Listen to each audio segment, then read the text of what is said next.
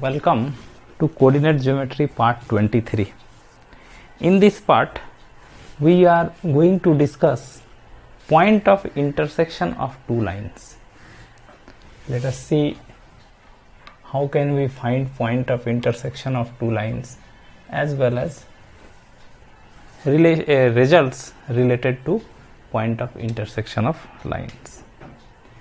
I hope you people have learned about determinant.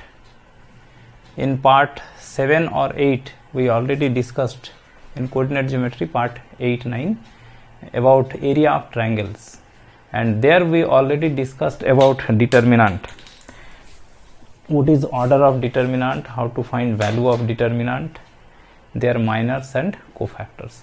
So you must go through determinant first, because determinants will be used here. If anyone is new in this video, you must go through coordinate geometry part, I think 7 8 it is. They are already discussed about determinant. Here let us see point of intersection of two lines. I am writing a linear equation of in two variable, a1x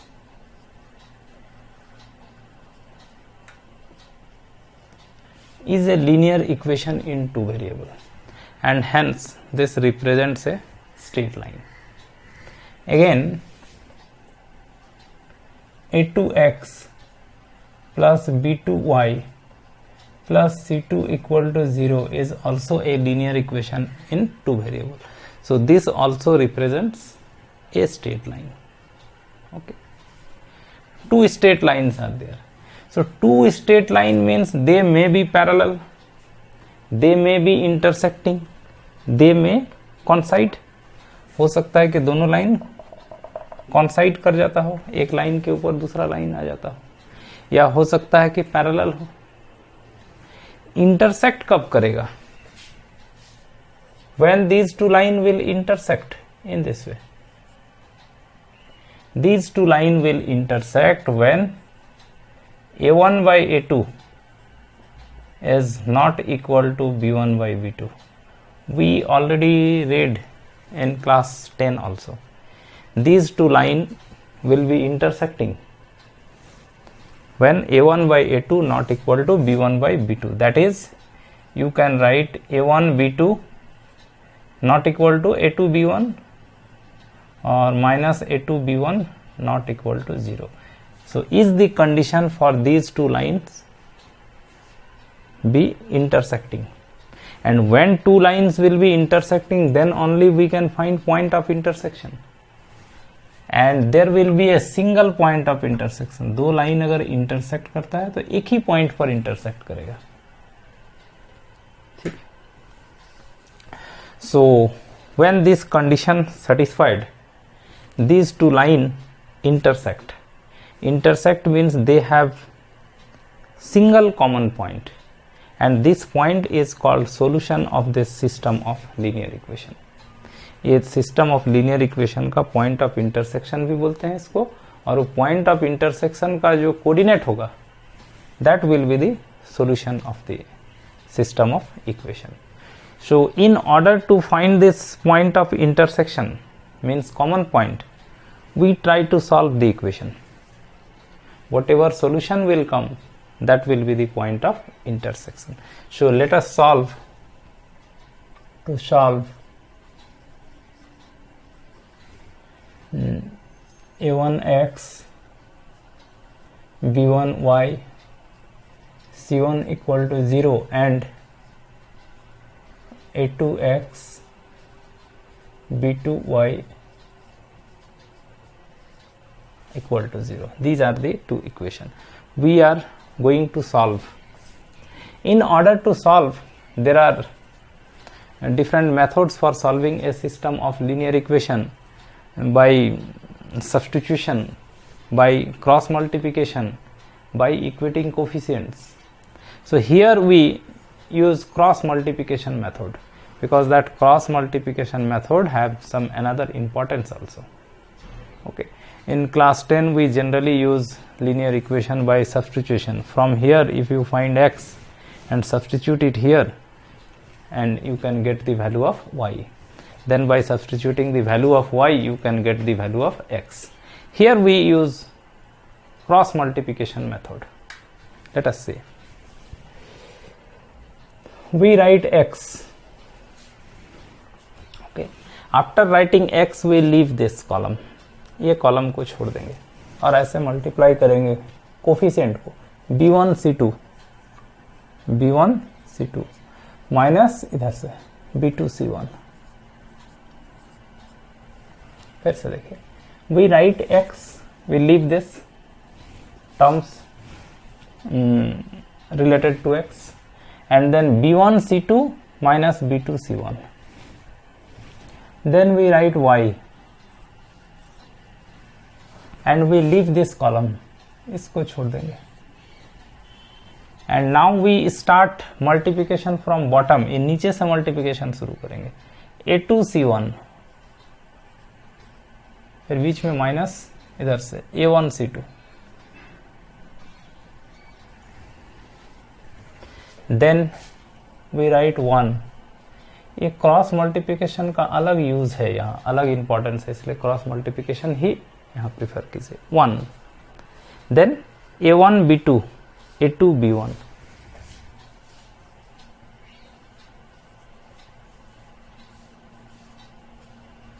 फिर से समझिए, आप पहले x लिखेंगे, इसको छोड़ देंगे, ठीक है, और ऐसे ऊपर से मल्टीप्लाई करते हैं. b1 c2 बीच में माइनस b2 c1, ये इधर b1 c2 minus b2 c1. फिर y लिखेंगे, इसको छोड़ देंगे, फिर ऊपर से मल्टीप्लाई करेंगे a1 c2 minus a2 c1.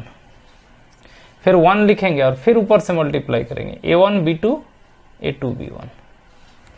So from here you can write x equal to b1 c2 minus b2 c1 by a1 b2 minus a2 b1. ये इक्वल टू ये, वहां से x निकाल लेंगे. उसी तरह से y equal to a2 c1 a1 c2 by a1 b2 a2 b1. In this way we can find the values of x and y. Okay, and these values of x and y are called solution of this system of equation. ये x और y जो है, ये जो point of intersection है उसका coordinate होगा. ठीक है, ये तो क्लास 10 में भी सीखे, तो फिर यहाँ क्या जरूरत है. देखिए यहाँ आगे बहुत कुछ है, और इसको हम लोग डिटर्मिनेंट फॉर्म में लिखेंगे. देखिए डिटर्मिनेंट फॉर्म में इसको आप ऐसा लिख सकते हैं b1 b2 c1 c2. इसको तोड़िएगा तो वही आएगा. इसको तोड़ते कैसे हैं, b1 c2 फिर बीच में माइनस b2 c1. और ये क्या है, ये आप ध्यान से देखिए, ये है a1 a2 b1 b2. इसको तोड़िएगा तो ये आ जाएगा a1 b2 फिर बीच में minus a2 b1. So we can write x this, और y क्या है, देखिए y equal to this can be written as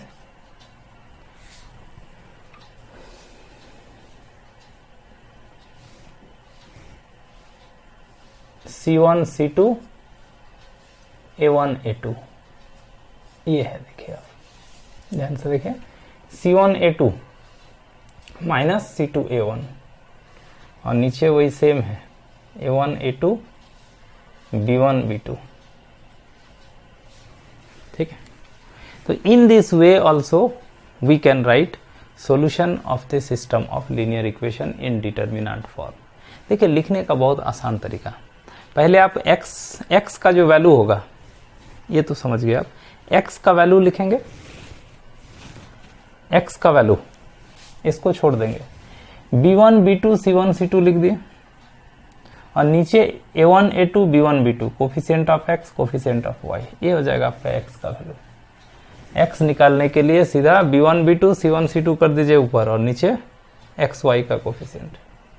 y निकालने के लिए y के बाद क्या है, ये है ना, तो c1 c2, उसके बाद फिर घूम के आएगा a1 a2, और नीचे में वही सेम रहेगा। नहीं समझे बात? इसको समझे कुछ?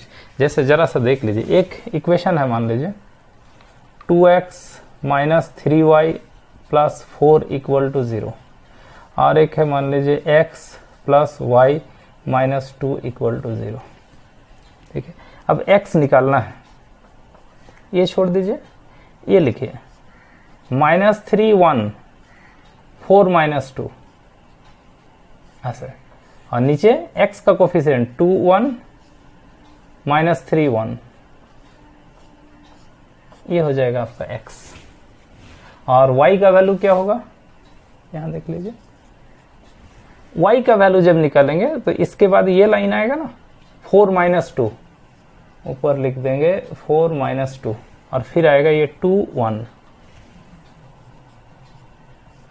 डिवाइडेड बाय x का कोफिशिएंट 2 1, y का कोफिशिएंट -3 1। फिर से देखिए, x निकालना है, -3 1 4 माइनस 2 लिख दिया, और नीचे 10। अब y निकालने के लिए इसके बाद ये टर्म आ रहा है ना 4 माइनस 2, फिर घूम के ये इसके बाद फिर ये आएगा 2 1, और नीचे 2 1 3 minus 3 1। In this way we can find value of x and y। अब इसका डिटर्मिनेंट वैल्यू तो लिख सकते हैं ना, -3 इंटू -2 6 माइनस 1 इंटू 4, ये 2 into 1 minus 1 into -3 minus. In this way we can find values of x and y. Okay, so is the easier way, so you must go through determinant way. Secondly, determinant का और use है, अभी आगे आसानी से इसको कर सकते हैं। अच्छा, now if there is a third equation, ये तो दो लाइन तो हुआ, ये मान लीजिए लाइन 1 है, ये लाइन 2 है, ये लाइन 1 का लाइन है, ये लाइन 2 का है।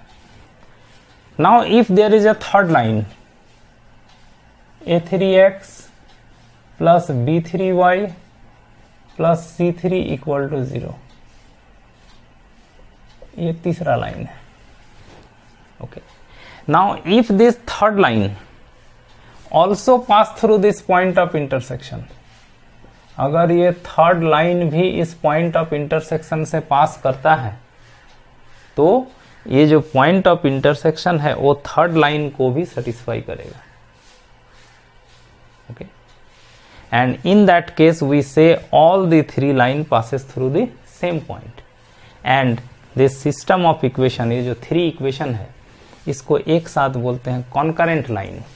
क्या बोलते हैं? Concurrent lines.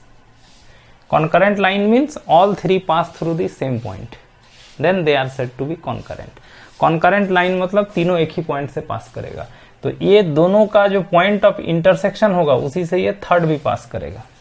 तो ये दोनों का ये जो पॉइंट ऑफ इंटरसेक्शन है, जिसका कोऑर्डिनेट है ये x और y, ये थर्ड इक्वेशन को सेटिस्फाई करेगा, ठीक है। सो बैठा, ये सेटिस्फाई करेगा मतलब x के जगह पर ये कोऑर्डिनेट और y के जगह पर ये कोऑर्डिनेट लिखेंगे। लेट अस राइट, लिखते हैं और देखते हैं क्या आता है। ठीक है, इसको आप नोट कर लिए, इसको मिटाते हैं। नोट करने के लिए आप वीडियो को रोक करके भी नोट कर सकते हैं।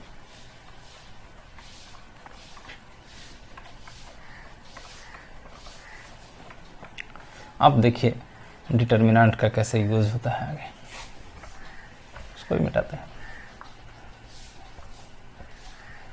So if these three are concurrent line, then solution of equation 1 and 2 will satisfy third equation. Okay, so what will happen? a3x, x means solution of these two, इसका solution, x का value क्या था? x का value था b1 b2 c1 c2 by a1 a2 B1 B2, देखिए इतना था, ये था x का वैल्यू, प्लस B3 y का वैल्यू क्या था, y होगा C1 C2 A1 A2,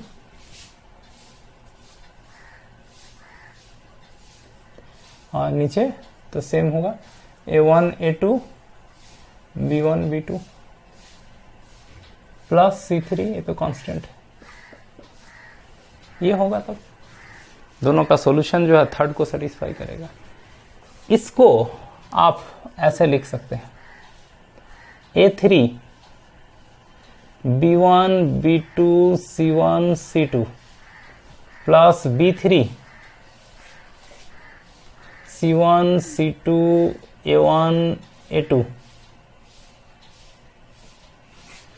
plus C3 A1 A2 B1 B2 equal to 0। जरा देखिए, LCM will be A1 A2 B1 B2, ये चीज सेम है तो एलसीएम हो जाएगा, ये मल्टीप्लाई होगा C3 के साथ equal to 0। Okay, and this expression, ये जो एक्सप्रेशन है यहां से लेके यहां तक, this expression can be written as, जरा देखिए ठीक से, A1 A2 A3 B1 B2 B3 C1 C2 C3. This determinant is this. If you break this determinant, this value will come. Okay, इसको हम लोग लिख सकते हैं, ये डिटर्मिनेंट। ये डिटर्मिनेंट कैसे लिखते हैं? सिंपल, ये सीधा लिख देते हैं A1 A2 A3, फिर B1 B2 B3, फिर C1 C2 C3. This will be equal to 0. Is the condition. We see now how its value is this. इसका वैल्यू क्या यही है, इसको क्या ये लिख सकते हैं, ये भी हम लोग देखेंगे। So if A1x B1y plus C1 equal to 0, A2x plus B2y plus C2 equal to 0 and A3x plus B3y plus C3 equal to 0 are concurrent lines, then what will happen? Coefficient of x in the first column, coefficient of y in the second column, constant term in the third column, this determinant will be equal to 0. And if this determinant 0, these three lines must be concurrent. And if three lines are concurrent, means having same point of intersection, passing through the same point, this determinant value must be 0. This is the result we are getting related to concurrent line. Now we try to understand how this can be written as this. We find its value, and if this comes, then our problem is over, is not it? Okay, so now here I am writing this determinant A1 A2 A3 B1 B2 B3 C1 C2 C3. Find its value once again, try to understand. वो previous video में तो है, फिर भी एक बार आप और देख लीजिए। As we know, in order to find value of a determinant, we can expand it through any row or any column. First row, second row, third row से इसको एक्सपेंड कर सकते हैं, first column, second column, third column से भी expand कर सकते हैं। देखिए यहाँ A2 A3 B3 C3 है ना, so let us expand it through third row. इसको थर्ड रो से एक्सपेंड करेंगे क्योंकि तब इस फॉर्म में आ जाएगा। ये किसी से भी एक्सपेंड कर सकते हैं, वैल्यू तो सेम ही होगा। तो थर्ड रो से अगर एक्सपेंड करेंगे तो थर्ड रो का एलिमेंट है A3, फिर है B3, फिर है C3। तो A3 इंटू हम लोग लिखते हैं cofactor of A3 plus B3 into cofactor of B3 plus C3 into cofactor of C3। ये है इसका वैल्यू निकालने का तरीका। क्या लिखते हैं? ये लिखेंगे इंटू इसका कोफैक्टर, प्लस ये लिखेंगे इंटू इसका कोफैक्टर, प्लस ये लिखेंगे इंटू इसका कोफैक्टर। जरा देखिए एक बार फिर से कोफैक्टर याद आ जाए आपको। A3, what will be cofactor of A3? A3 का cofactor -1 to the power A3 is your third row, ये first row, second row, third row का एलिमेंट है, और कॉलम कौन सा है? फर्स्ट। थर्ड रो का एलिमेंट है और फर्स्ट कॉलम का एलिमेंट है। -1 to the power 3 + 1, और ये A3 का रो, A3 का कॉलम को छोड़ देंगे और जो बचा उसको यहां लिखेंगे B1 B2 C1 C2 ऐसा। Okay, then B3 into cofactor of B3. B3 is third row and second column element. Third row, second column. We leave the column, ये कॉलम छोड़ देंगे और ये रो छोड़ देंगे, तो बचेगा A1 A2 C1 C2, यहां लिखेंगे A1 A2 C1 C2. This is called cofactor of B3. Plus C3 into cofactor of C3. Cofactor of C3 will be -1 to the power, ये थर्ड रो थर्ड कॉलम का element है, तो यहां हो जाएगा 3 + 3, और डिटर्मिनेंट में ये C3 का रो, C3 का कॉलम, इसको भी छोड़ देंगे और इसको भी छोड़ देंगे, तो बचा कौन? A1 A2 B1 B2. Here we write A1 A2 B1 B2. ठीक है, चलिए इसको एक्सपेंड कीजिए। A3 -1 to the power 4 plus हो जाएगा B1 B2 C1 C2, ये -1 to the power 5, so this becomes -1 हो जाएगा, और यहाँ क्या आएगा? जो है वही रहेगा A1 A2 C1 C2, और ये -1 to the power 6 become plus, so C3 A1 A2 B1 B2। अब जरा इसको देखिए और इसको देखिए, ये नीचे में ये दागी लगाए हैं, माइनस नहीं है, ये जरा देखिए तो A3 B1 B2 C1 C2, ठीक है, मामला यही है। B3 ये C1 C2 A1 A2 है, ये A1 A2 C1 C2 है, तो ये जो A1 A2 है ना और C1 C2 है, इसको अगर C1 C2 A1 A2 लिखिएगा तो आगे में एक माइनस साइन आ जाएगा, तो माइनस प्लस हो जाएगा। देखिए ये जो है आपका A1 A2 और C1 C2, इसको तोड़िए, ये होगा A1 C2 minus A2 C1, नहीं क्या?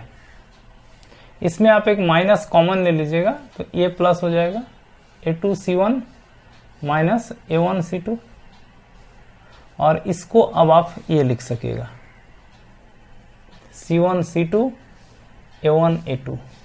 चलो देखिए, इसको तोड़ने से आएगा, आगे में माइनस रहेगा, C1 A2 फिर minus C2 A1, so this can be written as -10। ये जो A1 A2 C1 C2 था, उसको अगर आप C1 C2 A1 A2 लिखिएगा ना, तो आगे में एक माइनस साइन आ जाएगा, तो ये जो A1 A2 C1 C2 है, इसमें एक माइनस कॉमन हो जाएगा, और ये हो जाएगा C1 C2 A1 A2, और ये आ जाएगा। So this and this are same, so this can be written as 10, ये चीज तो लिखे, ठीक है। तो in this way we can write this condition: if these three lines are concurrent, the determinant A1 A2 A3 B1 B2 B3 C1 C2 C3 will be equal to 0, और ये अगर 0 होता है तो तीनों concurrent होगा। ये यूजफुल है, देखिएगा कुछ सवाल में ये डिटर्मिनेंट को ही यूज किया जाएगा, और यही आसान होगा बनाने में, इसलिए ये डिटर्मिनेंट को आप ठीक से समझिए। देखिए आगे थोड़ा और बताते हैं इस पर। ये डिटर्मिनेंट में डिटर्मिनेंट का वैल्यू निकालने में बहुत कंफ्यूजन नहीं। See in easier way how can we find value of a determinant. I am writing a determinant here a1 a2 a3 b1 b2 b3 c1 c2 c3। let us see in easier way how can we find its value। देखिए, as we know a determinant can be expanded through any row or any column। we can expand it through a1 b1 c1 or a2 b2 c3 b2 c2 or a3 b3 c3 or through column wise also। so let us expand through a1 a2 a3 column wise, a1 a2 a3 and we write first a1। ये a1 ये लिख दिया ना। अब उसके बाद ये 1 वाला को छोड़ दीजिए, आप लिखिए b2 c2 b3 c3 b2 c2 b3 c3। आसान है लिखना।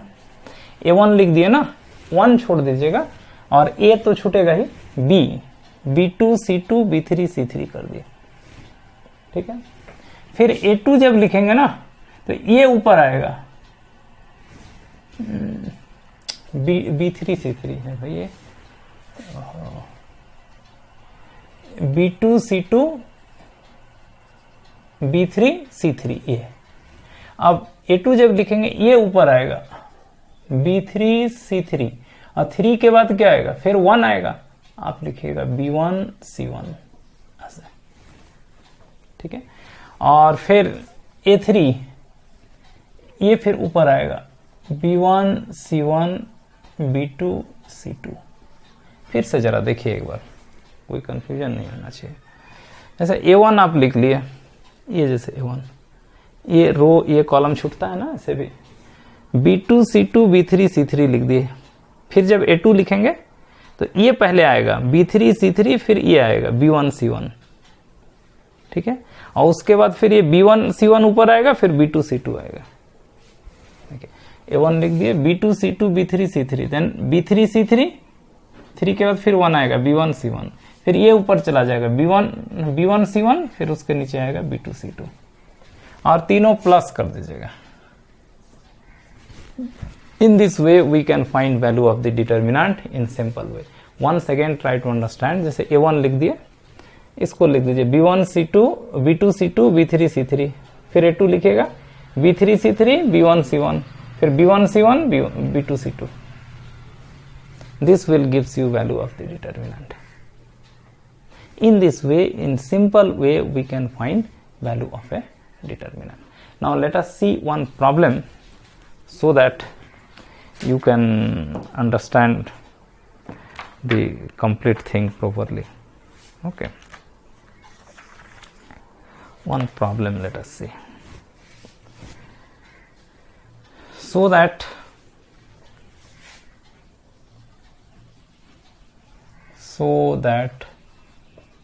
the line,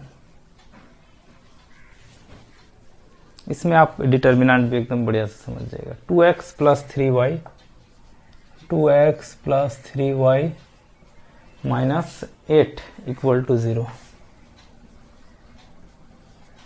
सेकेंड है x minus 5y plus 9, x minus 5y plus 9 equal to 0। 3x plus 4y minus 11, 3x minus 4y plus 11 equal to 0। 2x plus 3y minus 8 equal to 0, x minus 5y plus 9 equal to 0, 3x plus 4y minus 11 equal to 0 are concurrent.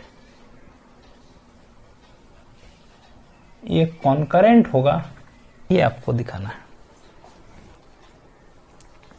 It is just like a1x b1y plus c1 equal to 0, a2x plus b2y plus c2 equal to 0, a3x plus b3y plus c3 equal to 0। इसको concurrent दिखाना है, मतलब तीनों एक ही point से पास करेगा, ये दिखाना है।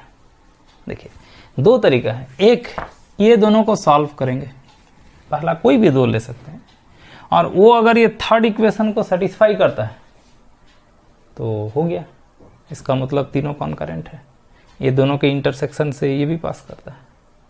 और तीसरा तरीका है कोफिशिएंट का डिटर्मिनेंट लेंगे और उसको इक्वल टू 0 दिखाएंगे, वो अगर 0 आ गया तो तीनों कॉन्करेंट होगा। तो दोनों तरीके से देखते हैं, पहले सॉल्व करते हैं, पहला मेथड से बनाते हैं।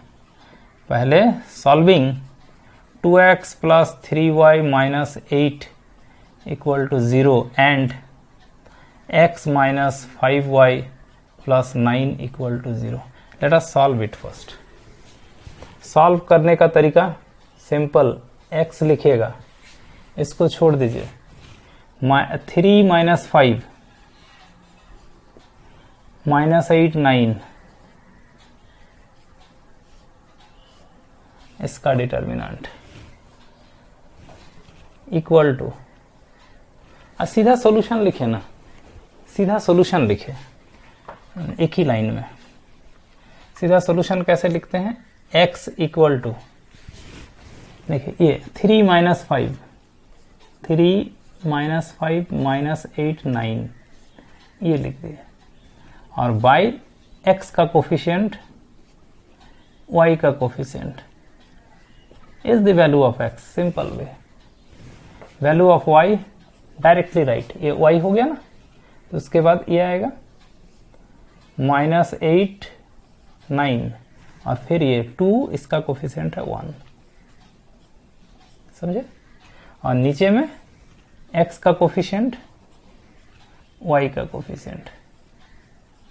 This will be your values of x and y। आसान है, फिर से देखिए, y लिख दिए ना, y लिखने के बाद ये लिखेंगे दिस, फिर ये कोफिशिएंट, और नीचे में तो ये और ये वही आना है। तो व्हाट विल बी x, ये 27, बीच में माइनस होता है, 40 हो गया, ये माइनस इंटू माइनस प्लस, नीचे 2 इंटू माइनस 5, फिर ये तो नेचुरल माइनस होता है, 1 इंटू 3, ठीक है। तो ये कितना आया, ऊपर माइनस 13, नीचे भी माइनस 13, 1 हो गया, है ना। y का value 8 into minus 1, 9 into 2, 2 into minus 5, फिर नेचुरल माइनस 1 इंटू 3, तो ये हो गया माइनस 26 बाई माइनस 13, ये आ गया 2। सो 1 and 2 are the solution of this. This 1 2 must satisfy third. Third को अगर satisfy करता है तो all the three lines will pass through the same point. Now substitute this x equal to 1 and y equal to 2 in this third equation. 3 in place of x 1, 4 in place of y 2, plus 11. Both sides should be 0. देखिए इधर हो गया 3 8, ये 3 minus 4 है ना, तो ये हो जाएगा -8 प्लस 3, तो 0 नहीं आया, ये इक्वेशन में गड़बड़ है क्या। 3 प्लस, अरे ये प्लस है, प्लस, सॉरी, ये देखिए ये जो इक्वेशन है ना, इसको प्लस लिखिएगा, ये प्लस माइनस हो गया था ना, ये इसको प्लस कर लीजिएगा, है ना, इसीलिए नहीं आ रहा था।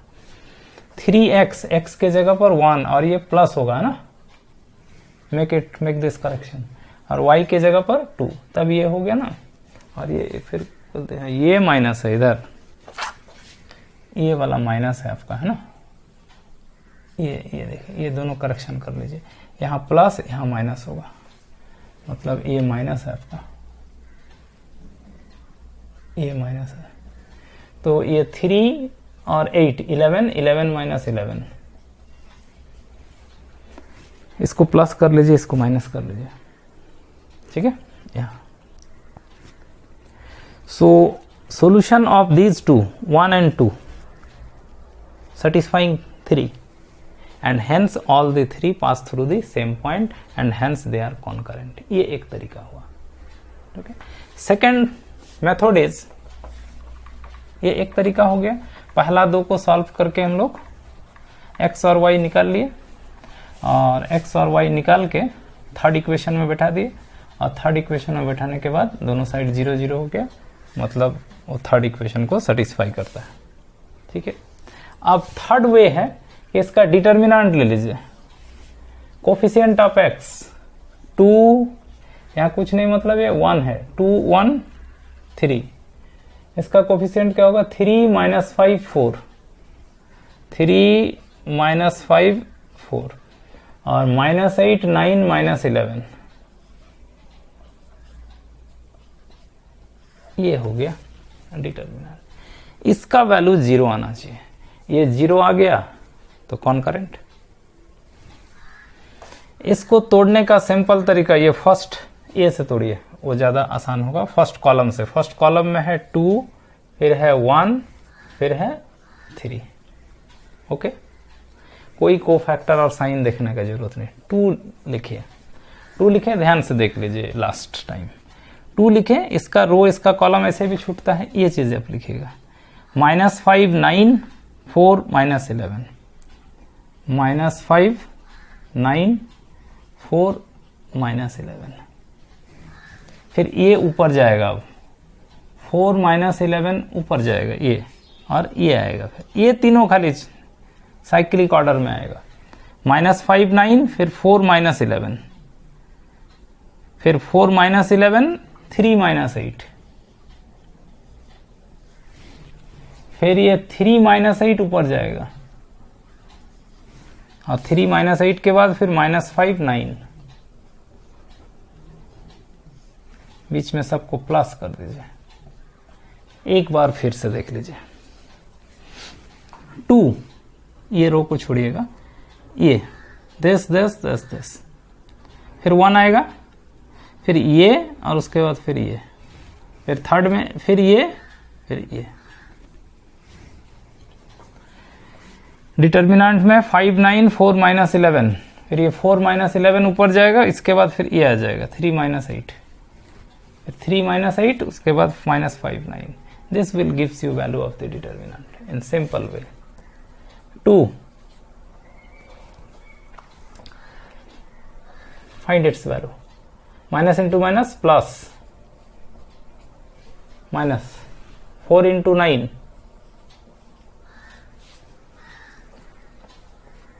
1, 4 into -8, -32, then minus, this is -33, minus plus 33, okay, then plus 3, 3 into 9,